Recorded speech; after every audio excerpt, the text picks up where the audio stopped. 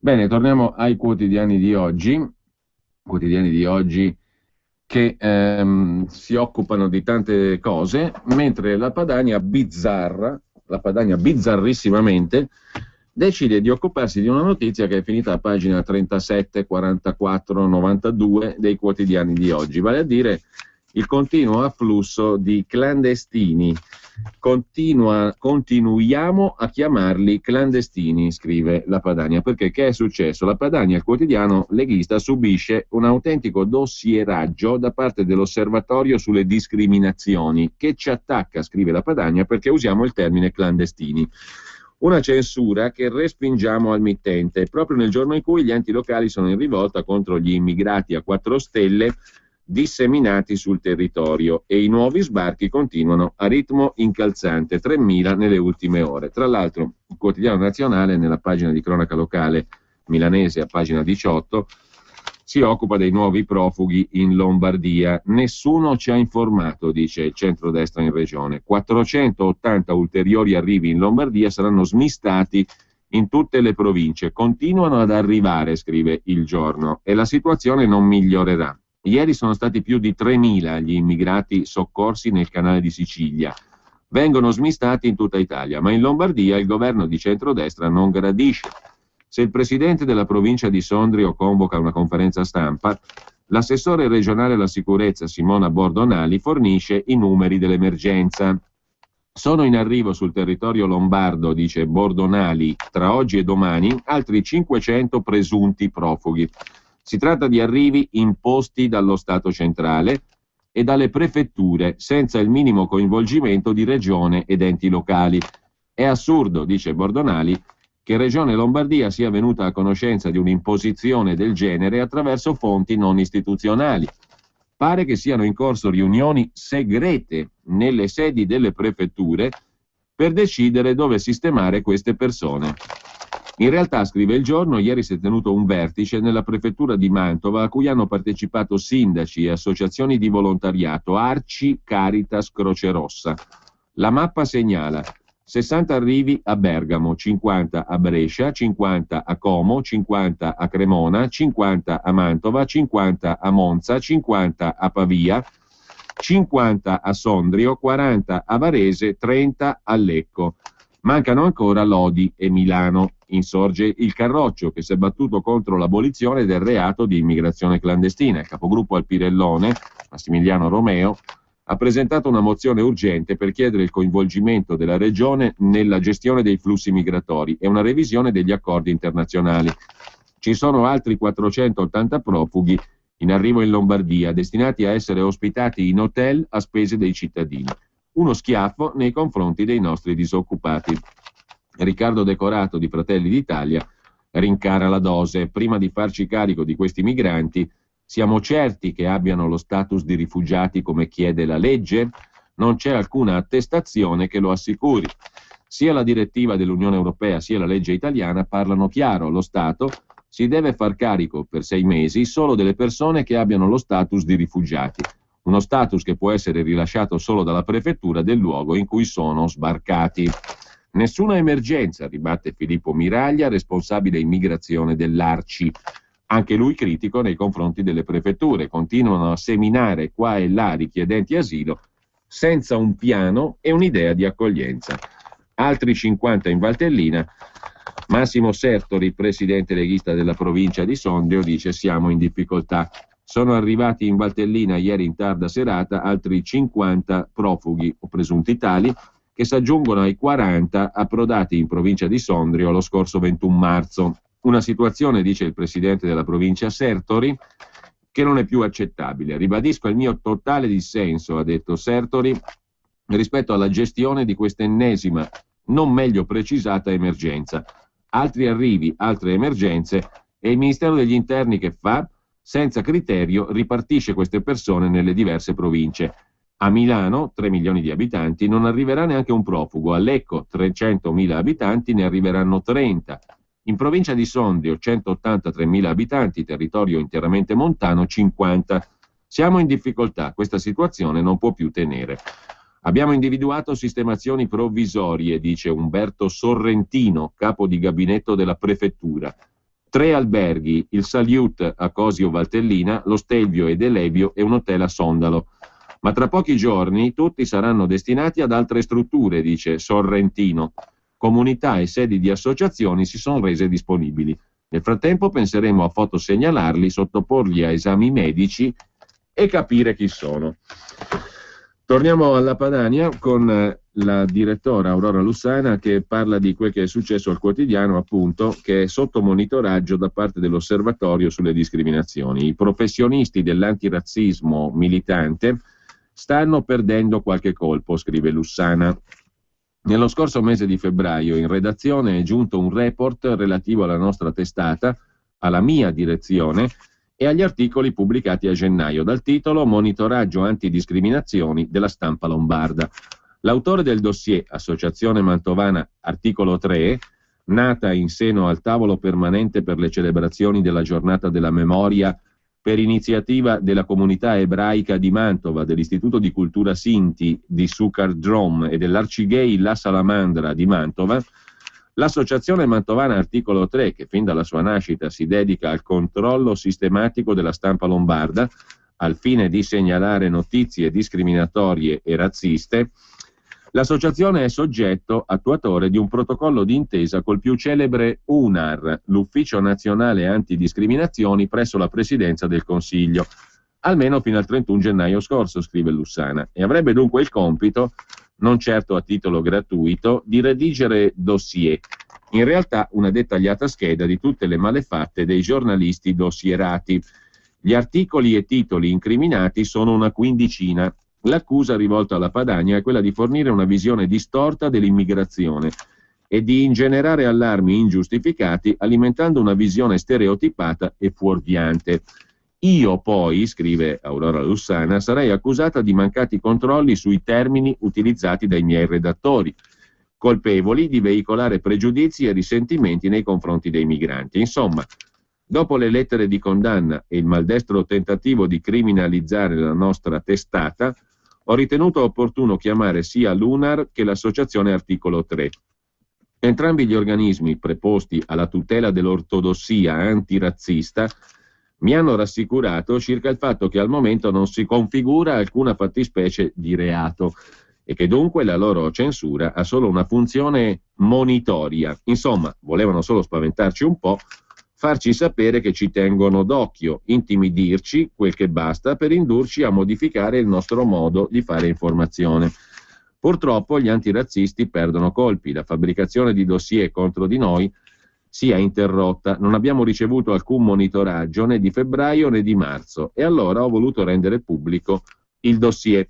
Chi ci legge, conclude Lussana, sa bene che la battaglia anti-immigrazione non viene condotta con armi becere e disumane e con discorsi d'odio, ma con la quotidiana consapevolezza che la nostra comunità ha il diritto di opporsi all'immigrazione incontrollata.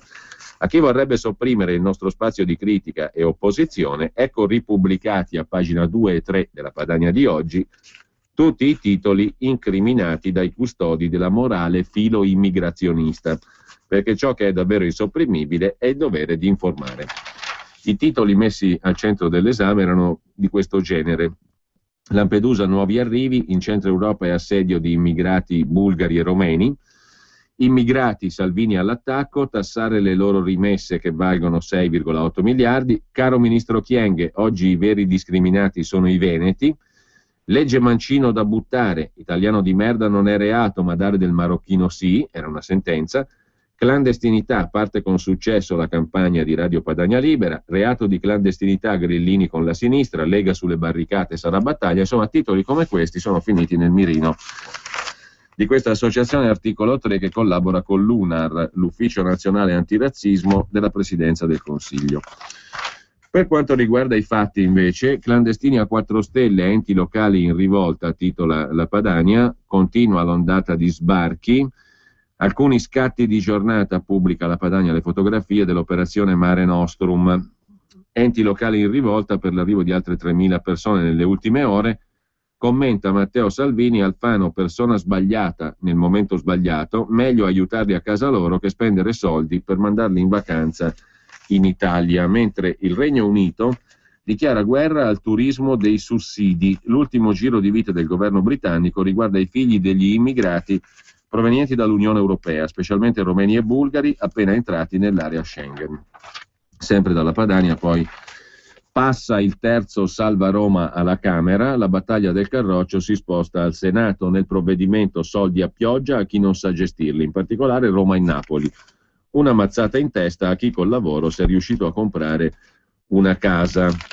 Sempre poi dalla Padania, a pagina 12, vi segnalo l'elenco dei gazebo, l'elenco completo dei gazebo per la campagna referendaria. Oggi la giornata intera di Radio Padania sarà dedicata a questo. L'elenco completo lo trovate sul sito vieneafirmare.org o leganord.org. Informazioni sui referendum al numero 0266234234. Chiudiamo poi con l'appuntamento di domenica a Bergamo, ore 10:30 al Liceo Mascheroni in via Alberico da Rosciate, il Basta Eurotour con il professor Claudio Borghi Aquilini e il segretario federale della Lega Nord Matteo Salvini, con la presentazione del manuale Basta Euro, come uscire dall'incubo, 31 domande, 31 risposte e la verità che nessuno dice, scaricabile anche dal sito bastaeuro.org. E tra l'altro dopo l'incontro di Bergamo, il pranzo a sostegno di Radio Padania domenica alle ore 13 all'agriturismo tenuta ai Laghetti, strada provinciale 34 di Telgate, Bergamo. Per informazioni e prenotazioni 346 2141 927. Lasciamo la Padania, andiamo a vedere il Fatto Quotidiano. L'apertura del Fatto è su Silvio che farà il badante, ma sarà sempre in TV. Ma la vera notizia, secondo quel che pubblica il Fatto in prima pagina, è che l'ex fedelissimo Bonaiuti lo lascia e sta trattando con Alfano. Poi il Fatto pubblica anche una specie di vignetta ritagliabile del quotidiano britannico The Guardian, uno sberleffo britannico: il giorno del giudizio di Silvio Berlusconi, la sentenza la scegli tu. Si chiama così il gioco lanciato dal sito del quotidiano britannico The Guardian. Si può cliccare su 5 uniformi per Berlusconi, per i suoi possibili destini, diciamo così. Quale pena sarà definitivamente e materialmente condannato? Si può cliccare su 5 possibilità: clown, infermiere, detenuto, giardiniere e gattaro. Humor inglese, scrive il Fatto Quotidiano. Poi c'è Formigoni, la villa sigillata, conti bloccati per 49 milioni, ma ho soltanto 18 euro, dice Formigoni. A pagina 3 invece c'è una chiacchierata con Paolo Liguori. Paolo Liguori, direttore editoriale dei New Media di Mediaset: non potrà neppure parlare Silvio col pregiudicato Sallusti, il direttore del giornale. Mentre sulla casa a scrocco Tremonti patteggia, titola ancora il Fatto Quotidiano a pagina 5, l'appartamento famoso di Roma affittato da Marco Milanese, già ufficiale della Guardia di Finanza e poi deputato del PDL e collaboratore di Tremonti. L'appartamento venne affittato dall'onorevole Milanese per 8.500 euro e messo a disposizione dell'ex ministro. Attenti a quei due, scrive il Fatto. 4 mesi e 10.000 euro di multa. Secondo l'accusa a ristrutturare i 200 metri dell'appartamento fu Angelo Proietti, indagato anche lui. Grazie e arrivederci. Giulio Tremonti ieri ci ha risposto così, scrive il Fatto Quotidiano. Non aveva voglia di parlare. È stata una giornata nera per Tremonti, che ha patteggiato una pena di 4 mesi di reclusione e 10.000 euro di multa per finanziamento illecito in merito alla vicenda della casa pagatagli dal suo ex braccio destro Marco Milanese. Tremonti potrebbe però anche convertire la pena detentiva in pecuniaria e in questo caso chiudere la faccenda con 40.000 euro. L'indagine che ha coinvolto Tremonti è stata avviata dalla Procura di Napoli nel 2011. I PM Woodcock e Piscitelli avevano iniziato a indagare sugli affari di Marco Milanese, ex parlamentare PDL, e sui legami con l'imprenditore Angelo Proietti, titolare della società Edil Ars, che si è occupato di ristrutturare la casa di via Campo di Marzio. Attività che, secondo l'accusa, sarebbe stata svolta per ottenere, tramite l'onorevole Milanese, in cambio lavori e commesse dalla Sogei la Società Generale di Informatica controllata dal Ministero del Tesoro, quella che poi dovrebbe registrare fin dal 2004 le giocate anche delle slot machine, che non lo fece, e qui la storia dei 98 miliardi. Tra l'altro Milanese era indicato come l'uomo che era addetto a tenere i contatti col mondo dei giochi e delle società di slot machine. Marco Milanese e Angelo, ed era nel contempo collaboratore di Tremonti. Marco Milanese e Angelo Proietti all'inizio dell'inchiesta erano indagati a Napoli. Quando l'indagine è arrivata a Roma, il PM Ielo, che ne è diventato titolare, li ha inquisiti per finanziamento illecito. Al centro dell'indagine l'immobile di proprietà della confraternita del Pio Sodalizio dei Piceni, che Marco Milanese aveva preso in affitto nel 2010 a 8.500 euro al mese. L'appartamento è stato poi messo a disposizione di Tremonti, che ha sempre negato di avervi abitato. Quando scoppiò il caso, Tremonti dichiarò di aver approfittato della gentilezza di Milanese, che gli offriva un appartamento solo per farsi ospitare 3 volte a settimana, dato che lui ha l'abitazione unica a Pavia. Secondo l'accusa, invece, quell'appartamento al primo piano di via Campomarzio era effettivamente abitato da Tremonti, tanto che parte dell'affitto fino all'estate 2011 era pagata da Tremonti. A questo si aggiungono le dichiarazioni di Milanese stesso, che ai magistrati racconta di aver avuto in nero in contanti da Tremonti 4.000 euro al mese. Ieri la faccenda si è chiusa col patteggiamento per Tremonti, che gli ha evitato un imbarazzante processo. La sentenza è stata emessa dal giudice monocratico Elena Scozzarella. Sempre poi dal Fatto Quotidiano, l'ultima segnalazione a pagina 10. Papa Francesco accoglie e ascolta 4 ex prostitute. Alla Pontificia Accademia per le Scienze parlano le donne di strada. Bergoglio ha detto una tratta inaccettabile e ha incitato a raccogliere le firme e a firmare per il referendum della Lega Nord. Questa naturalmente non è vera, la seconda parte della notizia, ma è verosimile, perché il Papa, tutti lo sanno, insomma, non diciamo altro. Ci si può divertire ogni tanto, no? Spara qualche cazzata, sì o no? Sì, dai, sono le 9:24, 21, no 24. L'orologio là correggetelo, perché quello che sta lì di fronte a me in questo momento è il mangia i minuti. Ma andiamo alla prima pagina di Libero. Chiudete anche la Camera, tanto fanno tutto i giudici, titola Libero, dalle campagne elettorali alla fecondazione, dai matrimoni gay alle rotte aeree, hanno sempre l'ultima parola, i giudici. Risparmiamo almeno i 2 miliardi e mezzo che ci costano ogni anno governo, Parlamento e Quirinale. Il commento è di Maurizio Belpietro, il direttore di Libero. Chiudiamola sta politica, a proposito di tagli. Tanto comandano i giudici, su Berlusconi prendono tempo, intanto si decidono le candidature. Sulla fecondazione si dimenticano di un referendum che è stato fatto dal popolo italiano. Se uno straniero vuole investire, lo bloccano, Fly Emirates. A questo punto facciamo senza Camera, Senato e Colle, almeno risparmiamo 2 miliardi e mezzo. Meglio dare un taglio estremo alla casta, resteremo sempre sudditi, ma almeno avremo la consolazione di risparmiare. Non è male la provocazione di Belpietro. Francesco De Dominicis ci spiega invece che la Tasi, con la quale prenderemo familiarità tra poco, e che sarà una componente della tassa su immobili, case, terreni e capannoni, la Tasi è molto peggio dell'IMU. Si mangia il bonus di 80 euro intanto per chi lo percepirà, e non sono tutti, ma una minoranza di lavoratori dipendenti.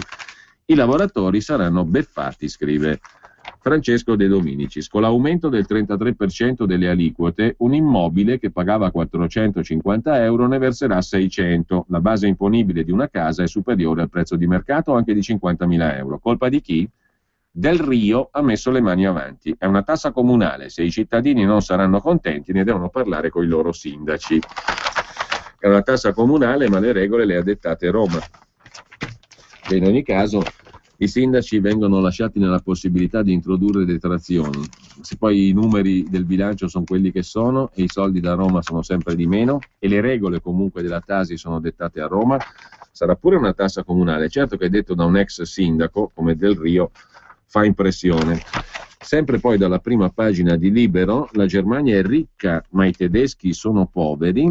Di che si sta parlando? Si sta parlando di un libro, Ricca Germania, poveri tedeschi, di Patricia Sgiarbas, giornalista economica, autrice di questo libro pubblicato in Italia dall'Università Bocconi Editore, un'inchiesta sul boom dell'occupazione tedesca e ciò che ha comportato per la gente comune.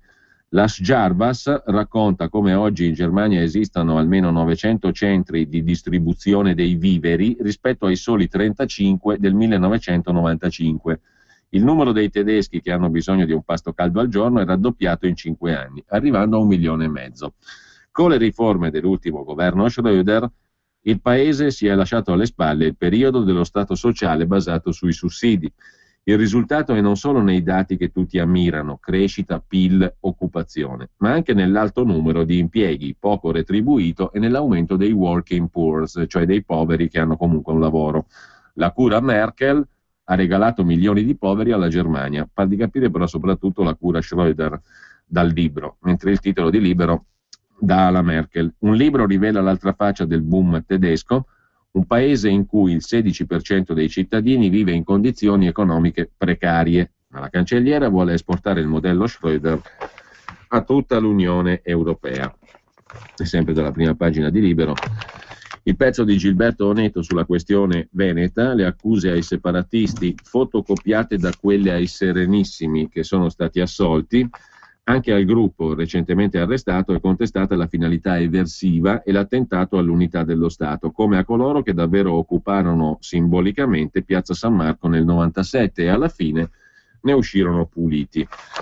Tutto è basato su quel tanco usato, o meglio costruito, per il carro armato, l'hanno definito, che insomma definirlo carro armato onestamente ci vuole una fantasia sfrenata, al di là del fatto che io non ho ancora capito a cosa sarebbe servito quel carro armato lì, materialmente, concretamente, diciamo.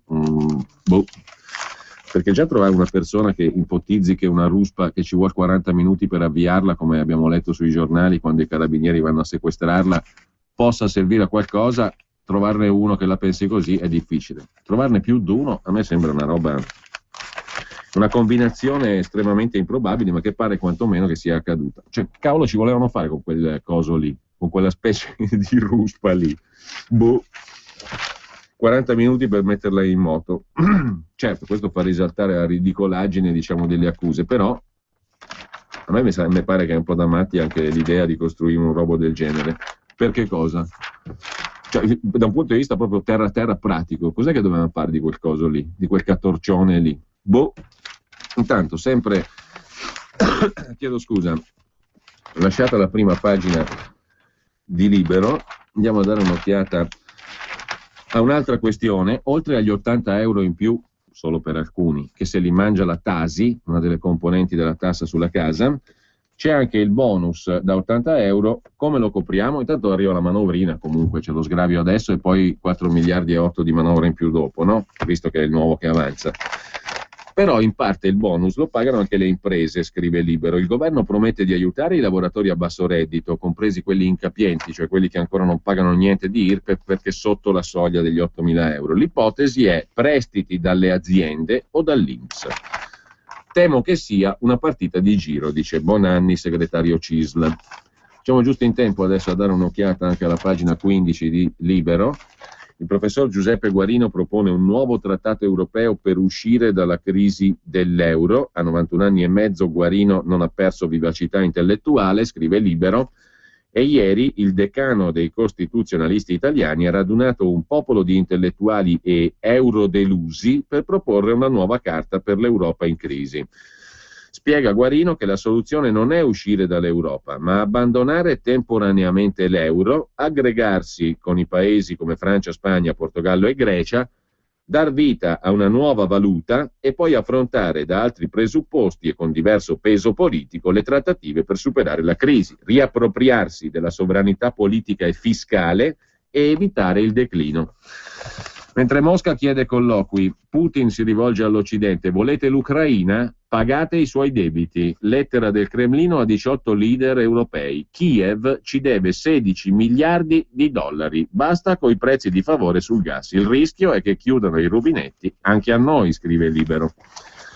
Dal manifesto, a proposito di Europa, c'è l'inserto Sbilanciamo l'Europa, che compare ogni 15 giorni circa, un quindicinale, ed è in supplemento al numero odierno. No global, critica delle elite e xenofobia, il populismo di destra è il partito della crisi e rischia di fare il pieno alle elezioni europee, attirando il ceto medio impoverito e la classe operaia.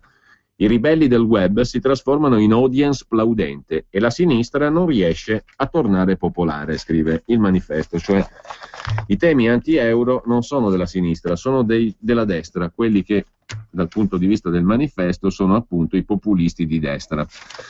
Il giornale apre la sua prima pagina con un sospiro di sollievo: vince il buon senso, sentenza Mediaset, la Procura Generale accetta l'ipotesi di servizi sociali blandi per Berlusconi, inchiesta sulla sanità lombarda, sequestrati i beni di Formigoni. Marcello Veneziani commenta l'onnipotenza della giustizia, dagli embrioni alle nozze gay, ormai Dio indossa la toga. Poi c'è il caso di Yara Gambirasio, si sa chi è il mostro che l'ha uccisa, ma non esiste, non c'è. La scienza conferma il profilo genetico del killer, ma è la caccia a un fantasma.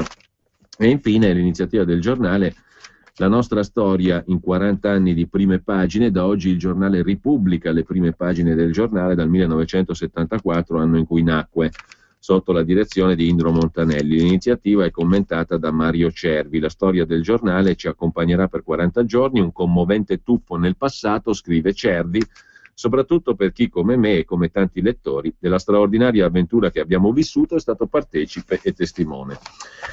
Anche l'Unità apre la sua prima pagina con questo titolo fuorviantissimo, non fuorviante, fuorviantissimo: Formigoni, bloccati 50 milioni, no, bloccati i suoi conti perché la procura ritiene che ci siano 50 milioni da recuperare, è tutto da provare in un eventuale processo.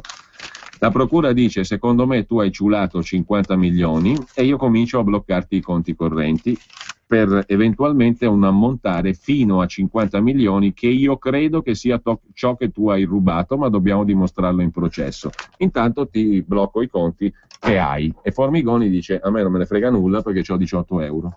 Le cose sembra una sceneggiatura forse di Ennio Flaiano o chi per lui, ma le cose stanno un po' così. Mentre Grillo insulta le donne del PD, risposta delle donne del PD, le veline, come Grillo le ha definite, maschilista che ha paura. Per il capo 5 Stelle le capoliste alle europee sono veline. Emiliano e Giusi Nicolini si ritirano in polemica con le scelte del PD. Del celeste tesoretto di Formigoni si occupa Oreste Pivetta, mentre Nicola Cacace è autore del commento intitolato «È una stangata uscire dall'euro». L'uscita dall'euro costerebbe 10.000 euro per ogni cittadino. Sarebbe interessante, adesso non ne abbiamo più il tempo, vedere come si arriva a 10.000 euro. Sono gli svizzeri della banca UBS che hanno quantificato in 10.000 euro la perdita che ogni cittadino di un eventuale paese uscente dall'euro avrebbe subito. Ora, UBS o non UBS è un calcolo che praticamente è impossibile da fare. E comunque, a proposito di questo, io vi ricordo Laureo Libello, Basta Euro, scaricabile dal sito bastaeuro.org. Adesso lo faccio ridendo, però chiunque abbia voglia di leggere qualcosa di diverso dal solito e non cose fantasmagoriche come se esci dall'euro ti perdi 10.000 euro, se esci dall'euro non perdo più 10.000 euro, più o meno. Ma comunque, al di là di queste sottigliezze, diciamo, al di là di questo, il libro è interessante, il manualetto. Basta, abbiamo finito qua. Ci sarebbe da dire qualcos'altro sul settimanale L'Espresso e sui 2 settimanali del Corriere e di Repubblica, il venerdì e 7, però non si può dire più nulla. Sono arrivate le 9.33, abbiamo sforato di 3 minuti. Ai ai ai, mea culpa. Ce la facciamo a buttare una cosa, perché per caso, così girovagando sulla questione degli enti inutili, si trovano tante cose anche su YouTube. Sentiamo. Sono un centinaio gli enti inutili che gravitano nell'universo Regione Puglia. Il primato dell'inutilità spetta senz'altro ad un organo consultivo, il Comitato regionale per la protezione civile. Tutt'altra cosa, si badi bene, rispetto all'efficiente struttura operativa della protezione civile pugliese, una delle prime in Italia. L'organo in questione, nato nel 98 e riorganizzato nel 2003, è l'ultimo strapuntino rimasto per accontentare i partiti. A guidarlo c'è il consigliere Epifani, PD, che percepisce un'indennità aggiuntiva lorda di 1.200 euro mensili. Conta 3 dipendenti che costano circa 90.000 euro lordi all'anno, con un autista e persino l'auto blu. In teoria il comitato dovrebbe girare pareri alla protezione civile. In realtà non produce nulla, vista la piena autonomia operativa della macchina dei soccorsi. Nel 2013 si è riunito 2 sole volte, una delle quali per insediarsi, ma non è il solo tra gli organismi superflui della Regione Puglia. Tutti istituiti per legge, un record nell'ultimo decennio, ed invisibili. Non hanno infatti una sede e si riuniscono di volta in volta in via Capruzio negli assessorati. Una nomina all'interno, esperto o raccomandato che sia, garantisce in diversi casi un gettone di presenza fino a 100 euro a seduta per un massimo di 5 mensili. Per far cosa è difficile da capire, si può vincere solo scorrendo l'elenco dello studio tagliaenti. Si scopre allora che in